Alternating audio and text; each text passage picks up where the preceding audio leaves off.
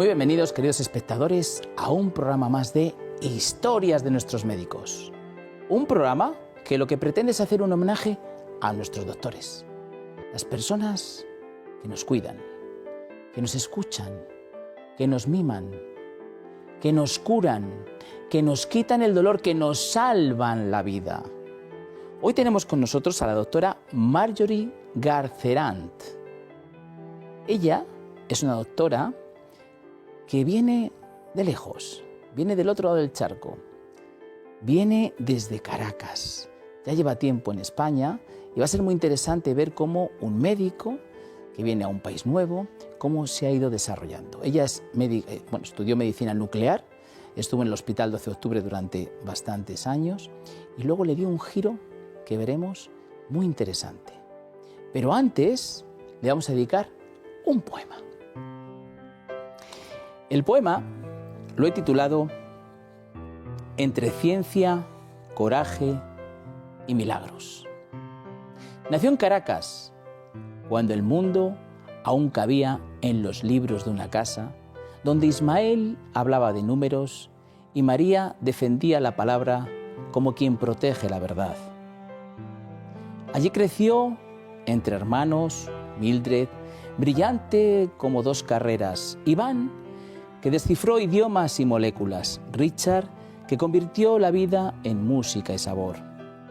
Y en medio de todos ellos, una vocación silenciosa que solo María supo ver primero, la de curar. Cuando la medicina la llamó, no fue un título lo que buscaba, sino el temblor humano de quien necesita ayuda. En Los Naranjos, donde la lluvia apagaba los teléfonos y la montaña era la única señal del mundo, aprendió que ser médico es abrazar la vida, incluso cuando llega herida. Allí nacieron niños, allí se cerraron heridas, allí la muerte también enseñó su rostro. Y en cada historia, una certeza: la medicina es también comunidad. Madrid apareció después, y como un destino escrito en silencio, el Hospital 12 de Octubre fue testigo de una pasión que no sabía dividirse. Diagnóstico y belleza, ciencia y arte, dos mundos que muchos no entendían, pero que ella supo habitar. En el camino hubo manos que sostuvieron el sueño. Marisa Rodríguez, maestra generosa que creyó en el talento joven. Lina, faro firme en los años intensos. Luisa, amiga y refugio cuando la vocación necesitaba espacio para respirar. Y entonces llegó el mayor milagro, Sofía, un nombre que transformó el tiempo y dio sentido nuevo a cada jornada. La vida caprichosa también trajo tormentas, la ausencia del padre, la despedida de la madre, el vértigo de empezar de nuevo. Pero en el instante más incierto aparecieron los cómplices del destino. Silvia, que pronunció las palabras que cambiaron una vida. Doctora, usted puede hacerlo. Carlos, trazando estrategias cuando el sueño parecía demasiado grande, convirtiendo ideas en caminos y proyectos en realidad. Y entonces ocurrió lo que solo ocurre cuando el coraje y la fe se encuentran en el mismo punto del universo. Una clínica sin equipo, un equipo sin clínica y el instante exacto en que ambos se reconocen. Hoy, cada paciente que entra no encuentra solo tecnología, ni diagnósticos precisos, ni ciencia avanzada. Encuentra algo más profundo. La historia de una mujer que nunca dejó de creer que la medicina, antes que cualquier aparato, es un acto de amor. Porque curar no es solo tratar un cuerpo, es escuchar la vida que late debajo de la piel. Bienvenida, Marjorie. Impresionante y muy bonito, muchas gracias. Bueno, me alegro muchísimo, te agradezco muchísimo que estés aquí. Yo me lo puedo nosotros. llevar, ¿verdad? Por supuesto, es tuyo, es tuyo. Marjorie, creo y no creo mal, que es la primera vez que viene un médico que se ha formado en otro país, como es tu caso, en Caracas, en Venezuela. Y bueno, y luego ha venido, pues eso, a practicar la medicina en España, ¿no? Y además, bueno, tú ya llevas bastante trayectoria, pero nos gustaría, ya que la mayoría, soy uno de ellos, no conocemos Venezuela, no conocemos Caracas, que nos sitúes un poco, no sé, sobre los años 80 y algo, ¿no? Más o menos que tú recuerdes, ¿no? Cuéntanos esa Caracas, qué era, qué recuerdos tienes, Ismael, María, tus padres, con tus hermanos, tú que dices que eras el sándwich, ¿no? Estabas un poco entre medias. Cuéntanos, sitúanos ahí, que nos hagamos un poquito la idea. Pues la verdad es que era una ciudad próspera, era una ciudad de paz, era una ciudad de belleza. Tú piensas que Caracas es un valle, está rodeado de montañas y la temperatura es constante, o era constante en esa época, más o menos 20 grados, así nos movíamos a lo largo de todo el año. Es verdad que la gente además era gente, bueno, pues típica gente del trópico, muy feliz, muy alegres, había siempre muchísima música, pero yo recuerdo que para mí ver las calles era ver chicas muy guapas, mujeres muy bien, era la época de las mises, entonces había muchísima cultura del arreglo y muchísima cultura de la estética bonita, no forzada, que en esa época, bueno, pues a mí me parecía llamativo, era mirar las calles y ver que la gente salía bien, guapa, arreglada, en unas calles limpias, una ciudad próspera. Vives con tus 4 hermanos, con tus padres. ¿Cómo era esa vida de pequeñita? ¿Qué primeros recuerdos tienes con tus hermanos, con tus padres? ¿Qué es lo que había en esa casa? Es decir, ¿había cultura? Cuéntanos un poco. Somos 4, 3 hermanos y yo. Y la verdad es que lo que sí que teníamos era muchísima cultura de la lectura. Eso la verdad es que era bastante llamativo porque bueno, en esa época tampoco había muchas cosas de entretenimiento más que deporte y lectura, y entonces hacíamos noches de lectura, o había una cosa que le gustaba mucho a mi madre, que era buscar palabras en el diccionario, aprender, nos buscábamos 5 o 7 cada día y utilizarlas, saber el significado y aplicarlas luego al día siguiente. Entonces eso a mí me parecía una cosa bastante llamativa, pero era como el juego nuestro de cuando éramos pequeños. Y a partir de allí, bueno, pues una cultura del esfuerzo, una cultura del mérito, del que se esfuerza, obtiene un mejor resultado, y sobre todo de la mística de trabajo y de la ética, de ser bastante legal con lo que se hace y con lo que se elija. Y luego había también otra máxima, nos decían nuestros padres que daba igual lo que estudiáramos, que mi madre en concreto siempre decía: hagáis lo que hagáis, hacerlo muy bien, desde el corazón y muy bien. Y efectivamente así hemos hecho carreras completamente diferentes y bueno, más o menos todo el mundo contento con lo que está haciendo. Bueno, aquí tenemos con tu papá, ¿verdad? Pues sí, esa es una Ahí foto estás. donde yo estoy muy pequeñita y mi padre sujetándome, que se ve que no tenía miedo a que yo me cayera de allí ni nada de esto, porque en fin, esa foto me parece muy entrañable. Oye, elegís caminos diferentes. ¿Cuándo te surge el tema de la medicina? Porque eres el primer médico de la familia, ¿no? No había... Bueno, tanto que nadie en mi familia se creía cuando yo dije que quería estudiar medicina que fuera cierto. La única era mi madre. Mi madre sí que sabía que yo tenía una especie como de inclinación de ayuda. Siempre decía eso, que yo podía ser generosa con los demás, porque generoso no es el que da lo que tiene, sino el que ayuda aún sin tener. Y eso le parecía a ella muy, muy llamativo. Que no, ella fue la única que no se sorprendió, quiero decir.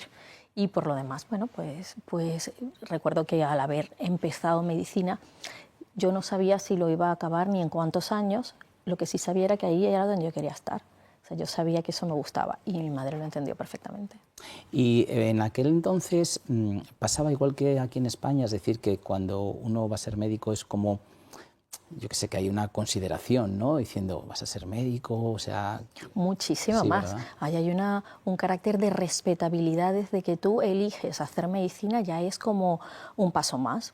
Y luego existe un cuidado alrededor del estudio de la medicina. En la facultad donde yo estudié pertenecía a la Universidad Central de Venezuela, pero la escuela no quedaba dentro del recinto universitario, sino que quedaba en otro barrio. Ese barrio no era un barrio especialmente bueno, era un barrio conflictivo, pero tenía el hospital. Entonces la escuela de medicina estaba al lado de ese hospital, en ese barrio conflictivo.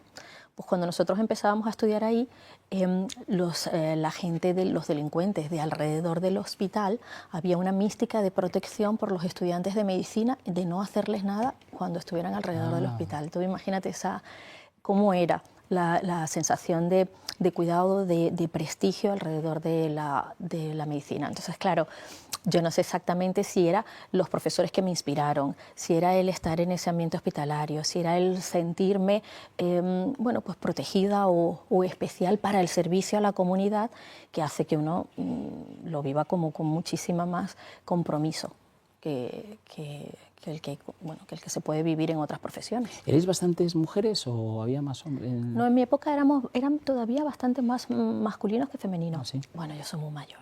Entonces, claro, en esa época todavía habían bastantes más médicos que doctoras.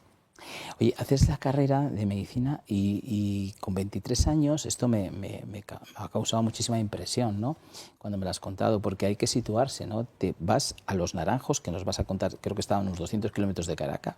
Cuéntanos qué son Los Naranjos y cuéntanos qué te encuentras allí. O sea, porque fíjate que yo tengo la suerte de haber tenido un tío, Amador Schuller, que es muy conocido en el mundo de la medicina, porque fue rector de la Complutense, y él decía, un médico, cuando acaba la carrera, en vez de sentarse en un lugar, debería de irse a un lugar donde ejerza de verdad la medicina, un pueblo, etcétera. Yo creo que ahí tú, o sea, saliste ya curada de todo, curada de espanto. Cuéntanos qué pasaba allí en Los Naranjos. ¿Por qué vas allí? ¿Qué ocurre? ¿Qué es lo que te encuentras?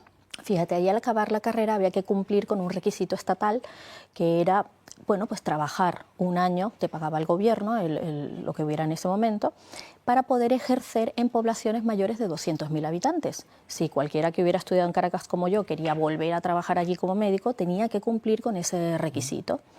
Entonces, si yo hubiera sabido que me iba a mudar de país y no iba a volver nunca más, pues igual no lo hago, pero en ese momento era lo que correspondía al acabar la carrera. Y buscando sitio donde, lo antes que yo pude encontrar fue ese pueblo, que yo no conocía de nada. Lo conocí el día que me llevaron allí. Uno se examinaba, en la como decir, en la comunidad autónoma, sí, y cada comunidad autónoma te llevaba al destino que correspondía. Y a mí me tocó ese. Yo recuerdo que mi padre me dejó en la sede sanitaria y yo me fui con ellos al este. Y ese primer fin de semana mis padres me fueron a visitar allí. Bueno, mis padres, mis tíos, volvieron casi en llanto, porque es que era súper lejos. No era porque eran 200 kilómetros de la capital, que no parece mucho, pero cruzando una montaña donde la carretera era de un solo sentido, zigzagueante, peligrosa, donde solo se accedía con coches de 4x4, no era tan sencillo. Y una vez que llegabas allí era como estar en otro planeta.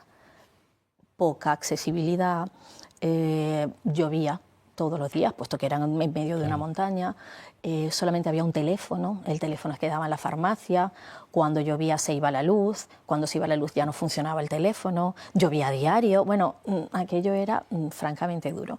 Y para mí, yo reconozco que era un requisito, yo jamás me imaginé que iba a estar ahí durante tanto tiempo, pero mi trabajo era, en una semana, hacer consulta diaria y la otra semana atendía solo urgencias y estábamos 2 médicos, un fin de semana cada uno.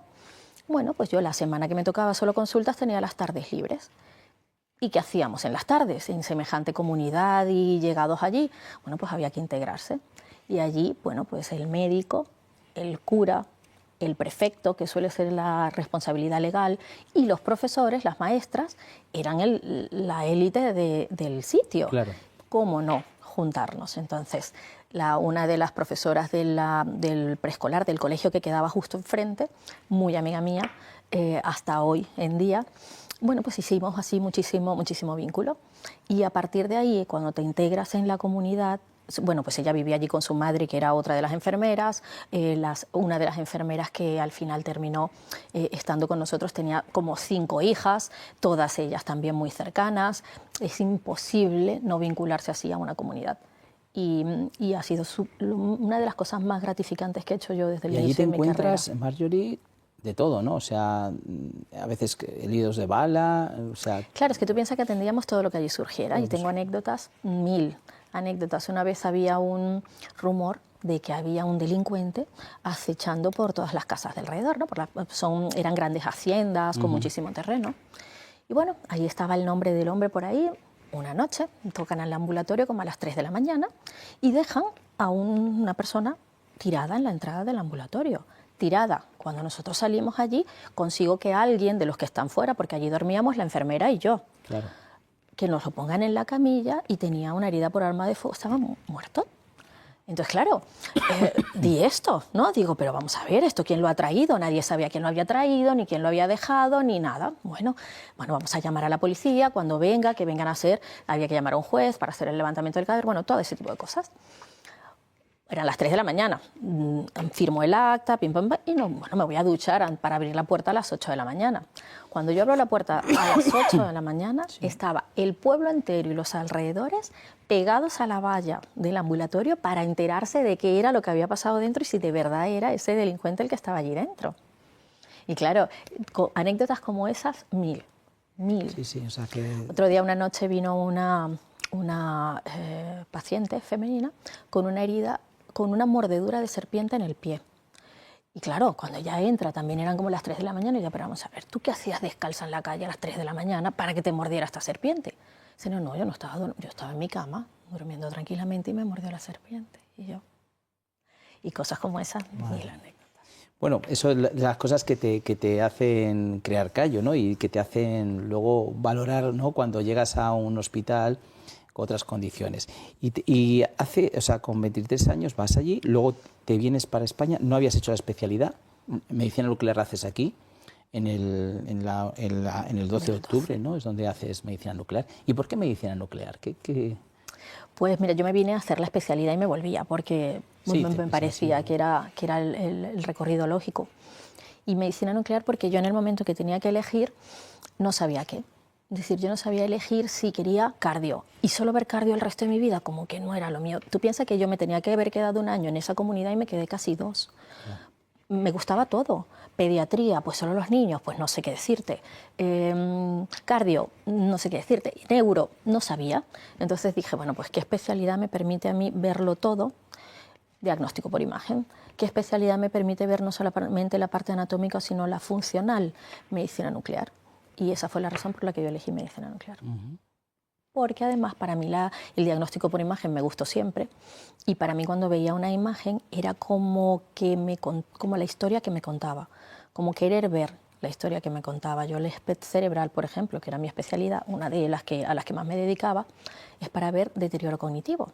Las causas del deterioro cognitivo son muchas. Cuando tú te enfrentas a una imagen, eres capaz de ver si el deterioro cognitivo es multiinfarto, o si es por un Alzheimer, o por si es una demencia de otro tipo que no sea Alzheimer, o por los hábitos. Si tiene deterioro cognitivo porque fuma mucho, bebe mucho, toma mucho café, este tipo de cosas. Entonces yo veía la imagen y decía, vamos a ver tú qué me cuentas, para ver qué salía de ahí, y luego me leía la información clínica y decía, cabáramos, esto es esto. Y así, esa fue la razón por la que elegí. Yo fíjate que lo veo súper complicado porque, a ver, todos los médicos tenéis una información en general de muchas enfermedades y tal, pero sí es verdad que ver la imagen, o sea, tienes que estar mucha experiencia, ¿no?, para tú ver imágenes y captar lo que otros no ven, ¿no? Porque un médico que no haya hecho medicina nuclear, no sé, a lo mejor una rotura de no sé qué sí se ve, pero lo que es una imagen, como tú me comentas, ya introducir más, que luego además va a tener mucho que ver con lo que haces ahora, de la parte estética, la imagen, que la gente no lo sabéis, pero ya veréis qué interesante es esa parte de longevidad y todo con la imagen. Así que es verdad que ahí sí que, oye, pues chapó con ese estudio que hiciste. Y bueno, enseguida vamos a seguir. Antes de irnos a publicidad, voy a sacar este aparatito. Digo aparatito porque es sencillo, cómodo, fijaros que no tiene nada, es más pequeño que un móvil, pero es muy importante. Es muy importante desde qué punto de vista. Fijaos que cuando me contó la doctora Olga García Gómez, que la trajimos aquí a un programa de televisión en el Gato al Agua y nos estuvo explicando, me quedé realmente sorprendido con algo que, si yo lo digo así, claro, un médico sabe lo que es, ¿no? Pero así en general, a mí cuando me dijeron, digo, ¿qué es eso? El nervio vago. Además siempre te vas a ¿qué? Vago, pues de vagancia, ¿no? Y no. Nos contó muy bien lo que era el nervio vago, es ese nervio que es importantísimo. Vago viene del latín vagus, que es como errante, como que va vagando, ¿no? Y es un nervio que va desde el bulbo raquídeo hasta el intestino. Fijaos todo el recorrido que hace.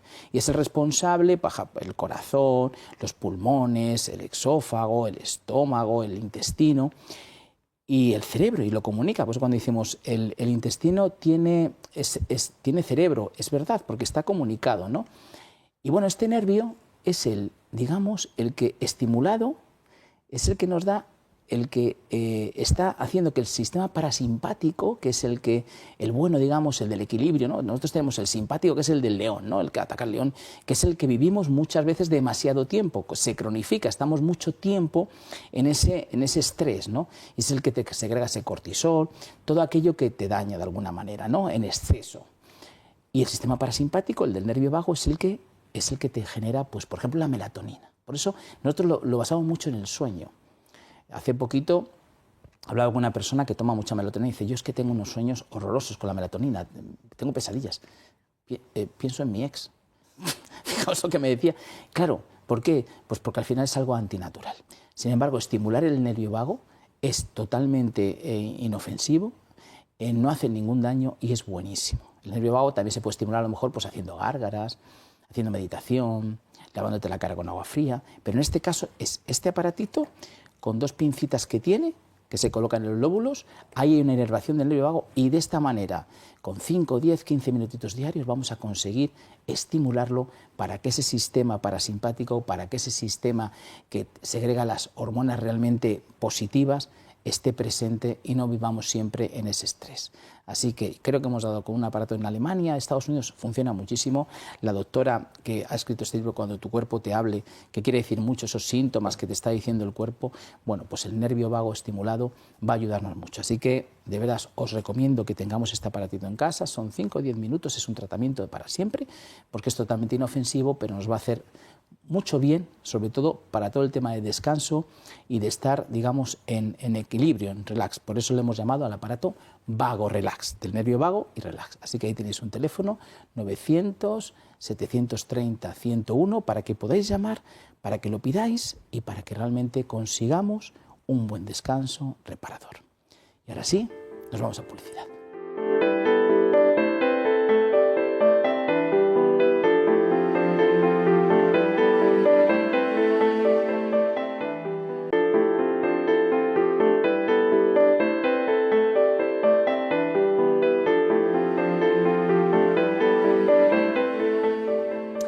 Bueno, pues aquí seguimos con la doctora Marjorie Garcerant. Hemos hablado de cómo estudió medicina, cómo se ha venido a Madrid, ha venido desde Caracas.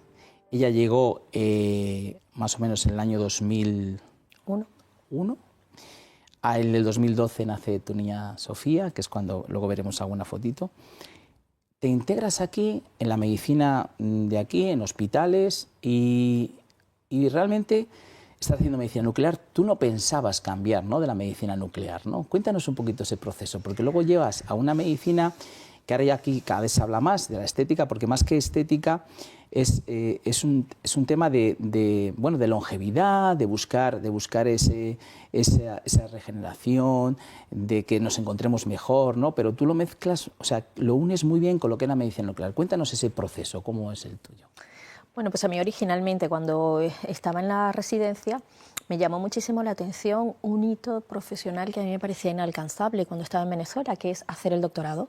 No porque fuera inalcanzable en sí mismo, sino porque era muy difícil, no había muchísimos doctores allí donde yo me formé.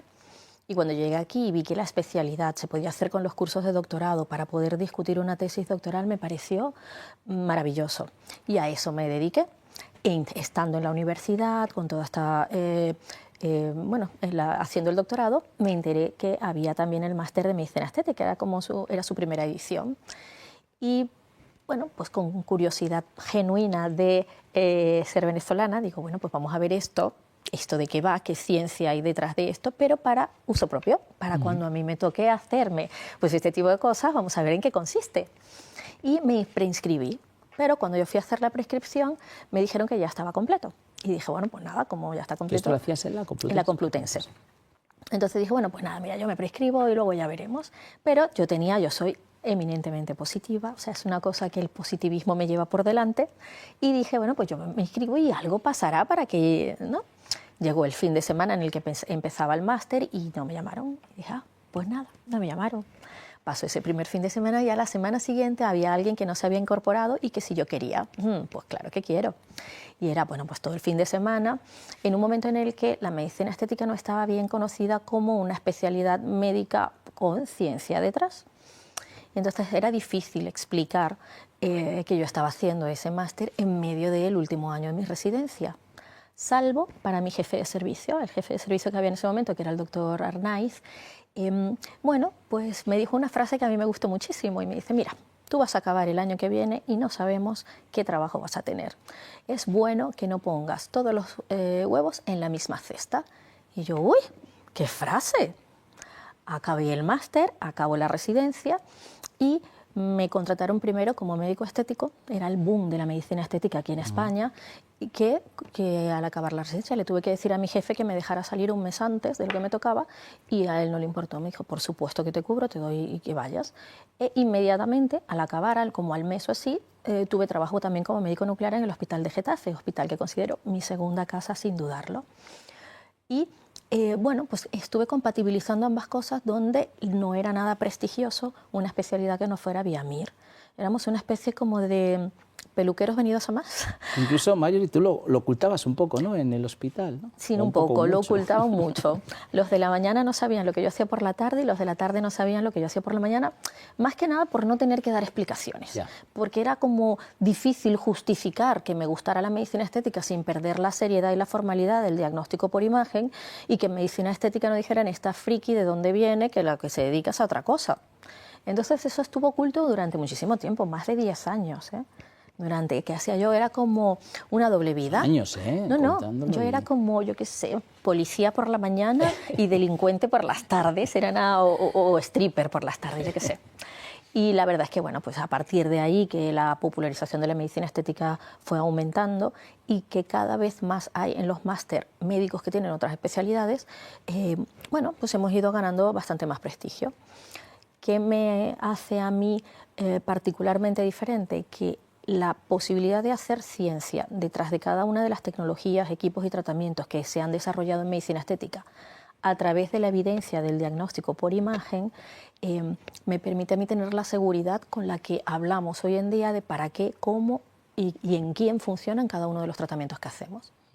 Además, en tu caso, que me parece súper curioso, como tú, claro, controlas la medicina nuclear, conocías lo que es todo la imagen, te vienen casos rebotados de otros lugares, de otros médicos, que, bueno, hay veces que pueden salir las cosas no tan bien como se piensan, ¿no? Y entonces tú eres la persona que coges a ese paciente, analizas su imagen e intentas buscar una solución a algo que no ha salido como debería ser. Es así, ¿verdad?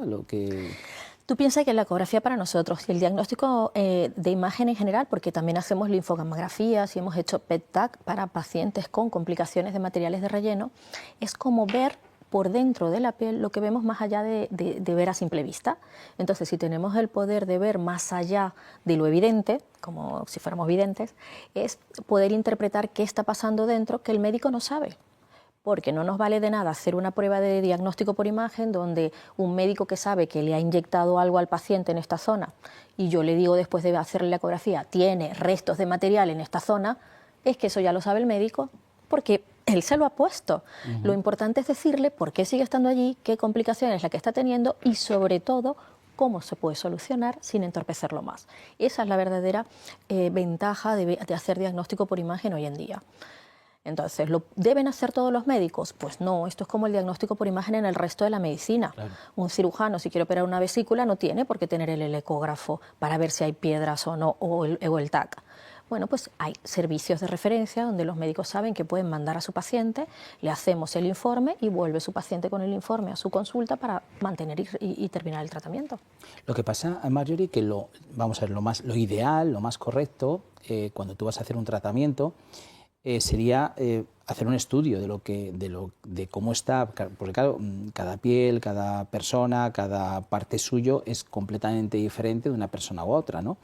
Entonces, yo creo que lo ideal, claro, hay médicos que no saben hacer estas imágenes, ¿no? Pero lo ideal sería siempre empezar por una imagen. Hoy en día, cuando tú vas a un odontólogo, a un dentista, lo primero que te hacen es un montón de radiografías para ver cómo está todo para empezar, ¿no?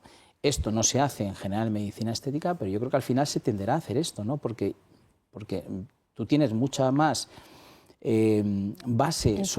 información sobre lo que tienes que hacer, porque además la controlas. Entonces ya sabes.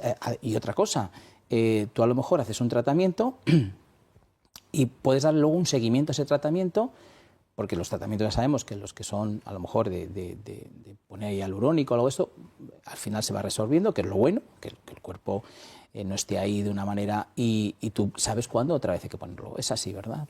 Efectivamente, además, bueno, la ventaja que tiene de que nosotros podamos hacer esto es como más similar a el ginecólogo. Los ginecólogos te hacen el control ecográfico o los ginecobstetras de todo el embarazo, pero la ecografía de la semana 21, que es una ecografía de la semana 20, que es una ecografía especial, que requiere unos requisitos especiales, la mandan a un experto en este tipo de imagen. Y esto es igual. Muchos médicos tienen ya la ecografía de uso cotidiano en su consulta, pero la ecografía que amerita una información extra como comportamiento de esos tejidos, como tiempo de duración de esas complicaciones, como el resto de tratamientos para mejorar esas complicaciones y no empeorarlas, se hace en sitios específicos donde se cuente con una tecnología un poquito más desarrollada. Tú piensas que a los equipos se le pide lo que dan. Un ecógrafo que se vea con un móvil portátil no da la misma información que un equipo que tiene una sonda y un software específicamente diseñado para ver diferencias entre píxeles. Y además de eso, ¿qué significa esa diferencia entre píxeles? ¿Qué es metabólicamente lo que allí está pasando? Y además, otra cosa importante, no todo es pinchar, no todo es meter un producto, que parece que ya llegas y bueno, pues venga, que te vamos al hialurónico, el botox o lo que sea. Sino hay también tratamientos, yo por ejemplo, que me he apuntado a uno, ¿no? Porque me ha enseñado ya unas fotos que me ha parecido impresionante. Hay tratamientos que es eso, es un tratamiento a través de, por ejemplo, radiofrecuencia, ¿no? Aparatología, que vas a conseguir. ¿Qué consigues? Muchas cosas, ¿no? ¿Qué consigues exactamente? Porque tú tienes esta cara, ¿no? Y tú dentro tienes una serie de factores dentro de que se pueden ir acoplando, se pueden hacer sin tener que ser, digamos, un poquito más agresivos, ¿no? Que es meter un producto, ¿no? ¿Es así? Sí, fíjate, hoy en día con la ecografía hemos podido comprobar que hay aparatos que nos permiten engrosar la dermis. Una dermis gruesa es una dermis más juvenil y más firme. Hay otros aparatos que nos permiten contraer el tejido que sujeta la piel, con lo cual vamos a obtener un tejido profundo, mucho más terso, más firme, para que la piel vaya mejor. Y también sabemos que la piel tiene una edad a través de la ecografía. Existe un signo de separación, un espacio que con el fotoenvejecimiento hace que la epidermis esté más levantada y separada con respecto a la dermis. Ese espacio se llena de agua y eso es lo que da la sensación de flacidez y está directamente relacionada con el fotoenvejecimiento. Sí, hay muchos tratamientos que se dedican a pegar esa epidermis con la dermis. Y existe un tratamiento, que es del que yo te he hablado, que lo hace todo. Pega la epidermis a la dermis, engrosa la dermis y tensa el tejido celular subcutáneo, con lo cual con una sola herramienta que se realiza una sola vez al año conseguimos que haya un resultado mucho más duradero, natural y armónico, porque luego ya es importante no hacer tratamientos parciales. Inyecto aquí o hago un aparato aquí, sino que la idea es hacer tratamientos armónicos que nos permitan tener un resultado mucho más natural y duradero. Y te lanzas y montas Bex Clinic, que lo estamos viendo cada vez que sale en el rótulo de la doctora, Bex Clinic, que es, digamos, con Bex, X, Clinic, y además es un paso que antes de estar en cámaras, yo te decía, o sea, ustedes imagínense una persona que está acostumbrada a estar en imágenes, que prácticamente al paciente la ven poco, porque ellos lo que hacen es interpretar y se lo pasan al médico de referencia, ¿no? al especialista que ha pedido esa imagen. Y pasas de repente a estar en una máquina y estar viendo tal, a estar directamente con el paciente. Ya lo estabas haciendo mañanas y tardes, ¿no? Estabas haciendo como el yin y el yang, ¿no? Estoy en mis máquinas y luego paso, pero llega un momento que dices, bueno, esto es lo mío, a esto me quiero dedicar y a esto asumo no sé si decir riesgo o digamos este modo de vida, ¿no? ¿Es así? Sí, es verdad que cuando yo hacía medicina nuclear me faltaba acabar con el tratamiento del paciente y esa relación con el paciente me lo daba la medicina estética, es verdad. yo no me decido montar una clínica, a mí me empuja la vida a montar una clínica, porque en la que yo trabajé durante toda mi vida, donde yo me formé y donde tenía mi consulta ad integrum, bueno, pues por estas cosas del tiempo se la vendieron a un fondo de inversiones que no supo llevarla bien. En un año 50 familias nos fuimos a la calle de la peor manera. Estando en ese momento, yo pues era muy fácil, yo tenía mi trabajo en el hospital y podía contratarme pues en cualquier otra clínica por la tarde. Pero es verdad que hubieron ángeles a mi alrededor que me dijeron que no, que probablemente yo podía ya tener mi propia consulta con mi propia filosofía de tratamiento, que en ese momento era poco habitual. Mi filosofía de tratamiento es acompañar a mis pacientes en el envejecimiento. Es como ser el médico de cabecera del envejecimiento del paciente, de todas esas pequeñas condiciones que no son enfermedades, pero que requieren un control de la calidad de vida del paciente. Por ejemplo, esto que has mencionado tú del estímulo del nervio vago es fundamental hoy en día para disminuir los niveles de estrés. Y un equipo domiciliario al paciente que viene a consulta con altos niveles de estrés, donde los tratamientos que le hacemos no se ven ni le funcionan porque no le acompaña el cuidado domiciliario, tener este tipo de dispositivos nos permite ser los dos responsables del beneficio del tratamiento en esa vida más longeva que vamos a tener hoy en día.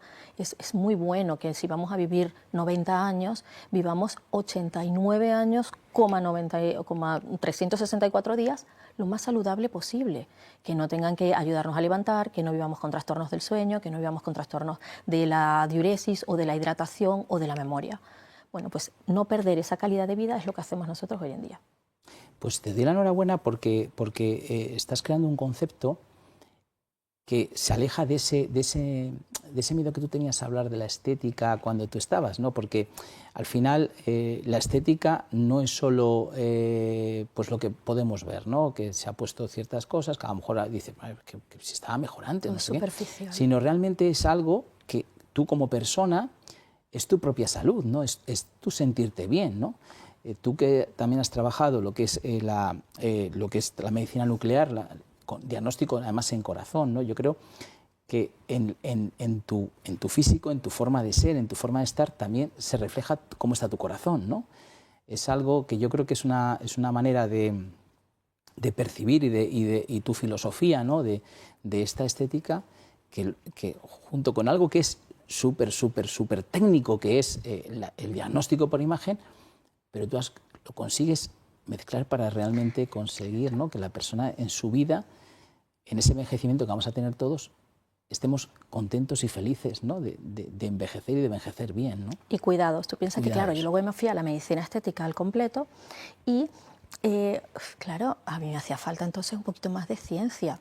Y a través de la ecografía y del diagnóstico por imagen, claro, soy una especie de friki de la ecografía porque lo miro todo. Mido cuánta técnica, aparato, inyectable y tecnología cae en nuestras manos. De hecho, hoy en día, en ese acompañamiento del paciente, nosotros sabemos a través de la ecografía cuándo poner una cosmética específica que baje la inflamación, cuándo poner una cosmética que rejuvenezca.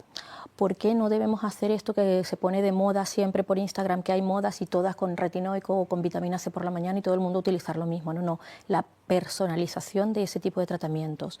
¿Cuándo mandar suplementación? ¿Cuándo poner un protector solar de un tipo o de otro? Es más, hemos podido identificar un tipo de ejercicios que hace la gente por ahí. Sabes que hay el yoga facial, bueno, no sé si lo sabes, pero existe la tendencia al yoga facial, de una piedra con la que se masajean la cara, de un tipo de masaje que se hacen con desplazamiento de la piel, y eso todo lo que hace es un movimiento de cizallamiento que fractura la fibra de colágeno y crea peor. Aumenta ese SLEP, esa separación entre la epidermis y la dermis. Bueno, pues dentro de estas tendencias hay una que es el fitness facial, que hemos comprobado ecográficamente cuáles son los efectos de no envejecimiento que producen en los tejidos profundos, en el músculo. Es como entrenar la musculatura profunda, y es gente que es capaz de mover el cigomático, ese músculo que tenemos que nos permite no tener surco nasogeniano de forma voluntaria. Y ese entrenamiento del cigomático hace que haya menos necesidad de hacer tratamientos directamente aquí. Y todo eso lo hemos podido comprobar a través de la ecografía. Por lo tanto, sí, probablemente será una friki de la ecografía, pero es que me permite ver más allá todo cómo funciona, todo lo que estamos haciendo nosotros en medicina estética. A mí me ha maravillado, ¿eh? De verdad que había entrevistado, pero me parece un concepto pues muy diferente, ¿no? Y sobre todo una filosofía muy diferente. Bex Clinic, ya saben, Bex Clinic. Bueno, pues, oye, me vas a permitir que te haga un regalo, porque después de todo lo que nos has contado, te vamos a regalar algo que ya lo ven, Navarretinto. Yo creo que cuando hablamos de jamón, por lo menos yo desde que hablo de jamón y tal, yo ya casi no hablo de jamón, hablo de Navarretinto, que es además uno de el jamón que aquí también en toda la televisión en general, porque es una familia maravillosa, pero sobre todo porque es que es jamón 100% ibérico, no mezclan producciones, ellos tienen una manera de cortarlo especial, pueden tenerlo en sobrecitos, pueden pedirlo también, pues dice, mira, quiero un jamón entero pero que me lo lonchéis, entonces te manda incluso los huesitos para que puedas hacer ese caldito, y es que es una maravilla. Una vez que has probado este jamón, claro, cuando el cerdito es de verdad come bellota y no está tomando otras cosas y se cuida, pues evidentemente cuando llega a la mesa este jamón lo vas a disfrutar muchísimo, seguro. Luego además, bueno, han hecho historia nuestros médicos con Adolfo Albistur, es decir, fíjate qué manera de presentación tan bonita. Aquí viene un dicho de Gregorio Marañón que dice que el jamón, el médico que no recete jamón no es médico. Así que ya saben, Navarretinto, ahí tienen un teléfono, si llaman, digan por favor que lo han visto aquí en la historia de nuestros médicos para que le hagan un 10% de descuento. Así que vamos a hacer el regalo a la doctora del jamón de Navarretinto para que lo disfrutes. Y bueno, vamos a ver un poquito unas fotos familiares. ¿Te parece bien? Vamos a ver un poquito tu familia, si nos permites. Bueno. Mis padres. ¿Tus papás? Mis padres, maravillosos. Ismael y María. María, ¿los dos llegaron a venir a España o algo? Sí, los dos estuvieron aquí, ¿no? Sí, los dos estuvieron aquí. Es verdad que mi padre falleció en el 2010, pero bueno, había venido ya aquí a visitarme y de forma sorpresiva. Entonces, bueno, pues un poco fatal. Luego mi madre sí que se vino a vivir con nosotros aquí y también estuvo con nosotros bastantes años hasta la pandemia, cuando hasta también la pandemia, o sea, que conoció a Sofía. Sí, por favor, vivía con nosotros. Ya con vosotros y todo. Pasamos a otra foto.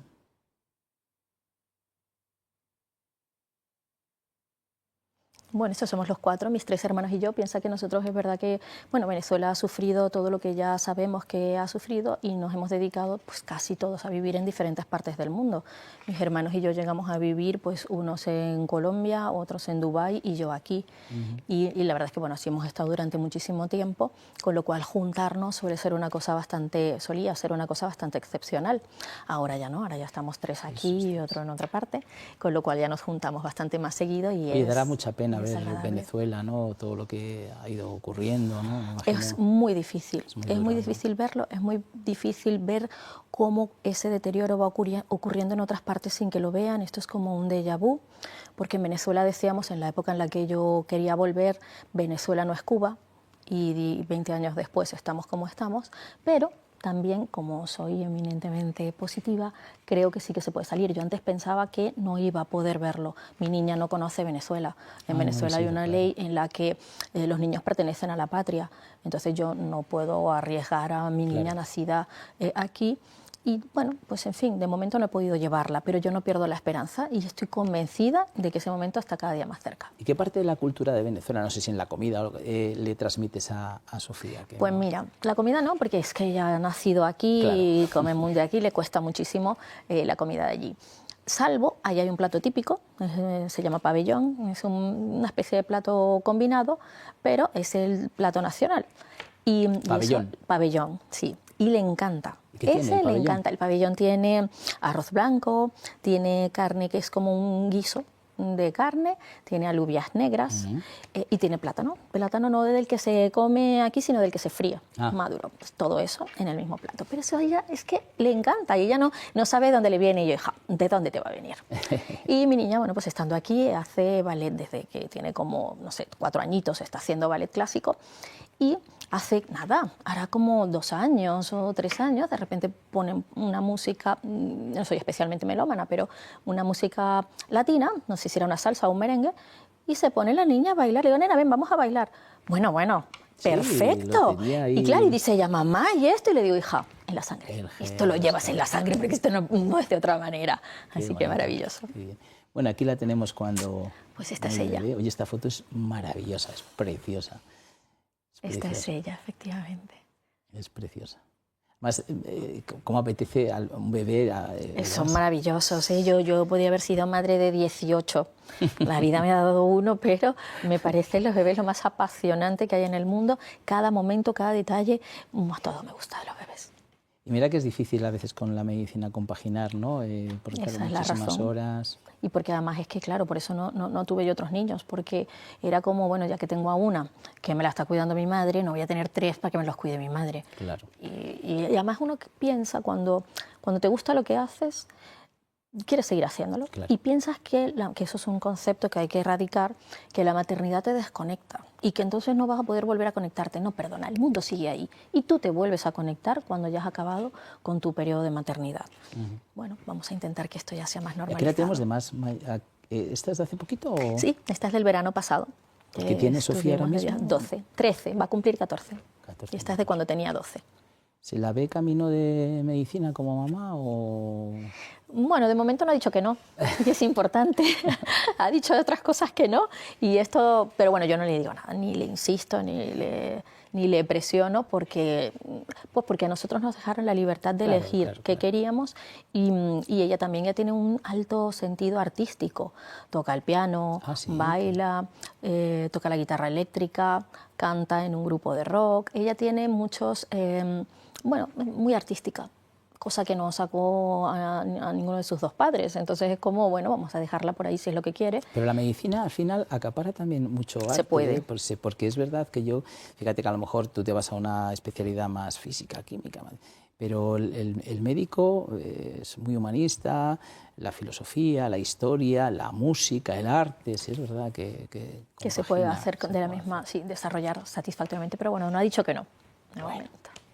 Bueno, pues era la última foto. Me gustaría, que ya estamos casi terminando, Marjorie, ya sabes que nosotros tenemos digamos, una comunidad médica, que lo que estamos hablando es de valores de nuestros médicos, que es un poco también el motivo por el cual se fundó y por el cual hacemos estos programas, ¿no? Para que el otro día, además, no me dijo el caballero el nombre, pero estaba tomando un café con una doctora y se acercó un señor y me dijo: qué buena labor hace usted con los médicos, se tiene que conocer mucho a los médicos. Y oye, eso es lo que te llena realmente cuando hacemos cosas así. Bueno, en Valores de Nuestros Médicos lo que queremos es eso, que haya siempre una comunicación continua entre médicos y la sociedad, ¿no? ¿Qué te gustaría decir, Marjorie, sobre esos valores de nuestros médicos, que la sociedad los conozca, que ahora estamos un poco, pero hay que volver a ensalzar la figura del médico, ¿no? Sí, a mí me gustaría destacar, sobre todo en la especialidad en la que nos movemos, que es medicina satisfactiva, que uno de los grandes valores de todos los médicos que yo conozco, con los que trabajo, y estoy segura que con los que todos nos formamos, es el compromiso con la comunidad.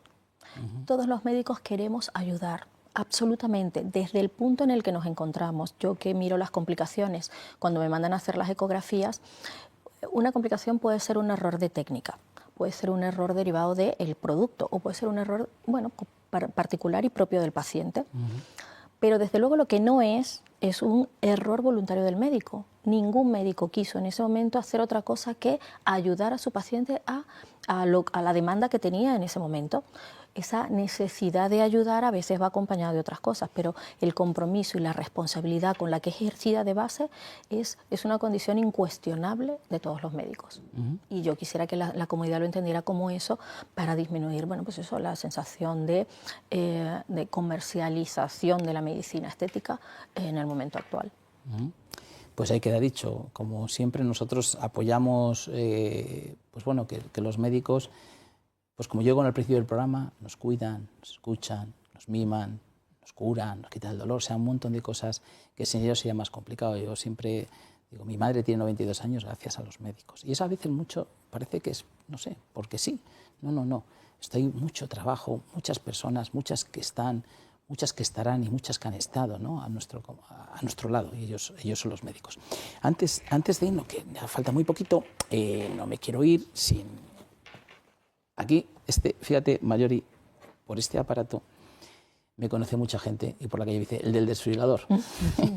Entonces, bueno, me encanta porque ya llevamos 4 años, hay 30.000 muertes al año debido a paradas cardíacas. Cada día mueren 80 o 90 personas que ocurren fuera de un hospital. Y normalmente el 80% ocurren en un hogar. Estamos en casa, que es cuando normalmente más tiempo estamos, y además si estamos un poquito pachuchillos estamos en casa. Ocurre una parada cardíaca, llamamos al servicio 112 de emergencias, vienen lo antes que puedan, pero si tardan más de 10 minutos, que es lo normal, ya la persona no se puede hacer nada porque ha muerto cerebralmente. En el 95% de los casos ya no se puede hacer nada. Si tenemos un desfibrilador, tenemos más posibilidades de salvarnos. Esa fibrilación ventricular, que si en ese momento actuamos, hacemos que ese corazón siga latiendo, es como un motor que le sigues dando el arranque y sigue hasta que lleguen los servicios de emergencia y encuentre la persona viva cerebralmente. Y eso lo hace un desfibrilador. Por eso tengamos uno cerquita en casa, hay mucha gente que lo tiene en casa, pero si no, tengamos en la comunidad de vecinos, que es donde más ocurre. Vamos rápidamente. Es muy fácil usar porque te va dando indicaciones, colocar 2 pegatinas y ya está, pero el servicio 112 te está escuchando y te va a ayudar. Ellos, si saben que tienes un desfibrilador, cambia totalmente la película. Así que tengamos uno. Y luego este otro aparatito que también es muy conveniente tenerlo en casa, que es para hacerte un electro.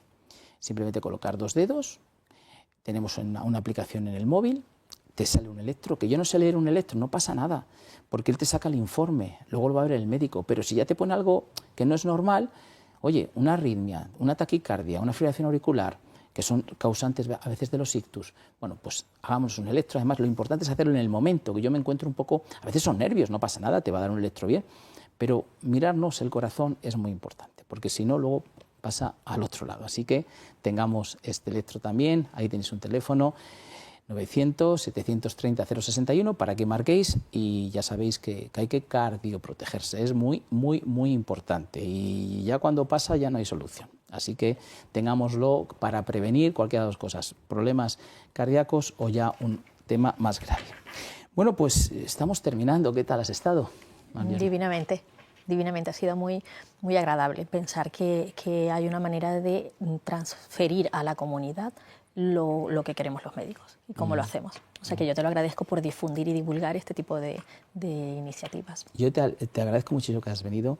Nos has dado dos tipos de, digamos, de maneras de pensar.